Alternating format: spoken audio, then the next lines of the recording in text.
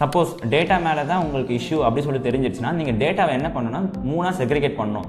Correct company, wrong person, correct person, wrong company, அதுக்கப்புறம் தேவையில்லாத datas அப்படி சொல்லிட்டு. இந்த தேவையில்லாத டேட்டாவில் பார்த்தீங்கன்னா ரொம்ப லாங் கழிச்சு வந்து என்கொயரி இருக்குது அந்த மாதிரி டேட்டா, அதுக்கப்புறம் கஸ்டமர்ஸ் வந்து கால் எடுக்க மாட்டேங்கிறாங்க, அதுக்கப்புறம் ரொம்ப லோ வேல்யூவில் வந்து கன்வெர்ட் பண்ண சொல்கிறாங்க. இது எல்லாமே வந்து இந்த தேவையில்லாத டேட்டாவில் நீங்கள் போடுங்க. ஓகேங்களா?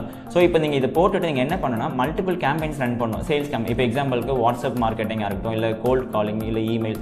அந்த cold calling same sales person வச்சு நீங்கள் வந்து அவங்களோட டைமையும் வேஸ்ட் பண்ணக்கூடாது. லோ ப்ரியாரிட்டி பர்சன் வச்சு அந்த கால்ஸ் எல்லாமே வந்து நீங்கள் ரெக்டிஃபை பண்ணி ஷார்ட் லிஸ்ட் பண்ணி கொடுக்க சொல்லணும். இப்போ எக்ஸாம்பிளுக்கு உங்கள்கிட்ட ஒரு 500 கால்ஸ் இருக்குன்னா அந்த 500 கால்ஸ் வந்து 10 கால்ஸ் 20 கால்ஸ் நீங்கள் வந்து மாற்றி கொடுக்க சொல்லணும்.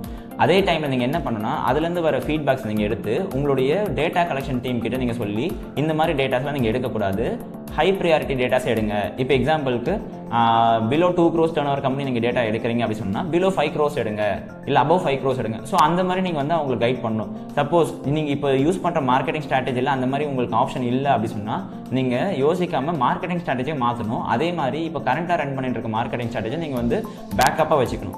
ரெண்டுத்தையும் நீங்கள் வந்து சைமல்டேனியஸாக பண்ணணும். ஸோ இது மாதிரி நீங்கள் பண்ணும்போது என்ன ஆகும்னா எக்ஸிஸ்டிங் டேட்டாஸ்லையும் உங்களுக்கு வந்து ஃபில்டர் ஆகிட்டு ஹை குவாலிட்டி லீட்ஸ் வந்துடும். அதே மாதிரி நியூவான கேம்பெயின்ஸும் நீங்கள் ரன் பண்ணி நியூ லீட்ஸும் நீங்கள் எடுக்க ஆரம்பிச்சிருவீங்க.